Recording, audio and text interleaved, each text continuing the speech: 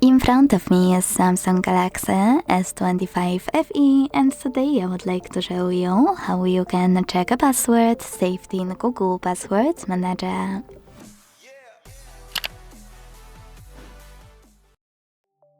First of all, go into Settings and scroll to hit Google.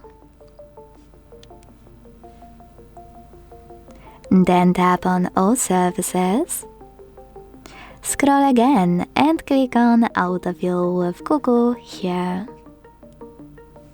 Now select Google Password Manager, and to check any password, click on it, enter your screen lock, and click on this eye icon.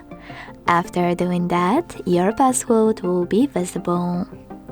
If you want to copy it, use this icon next to the eye one. And if it's too long to see here, select Edit and check it out here.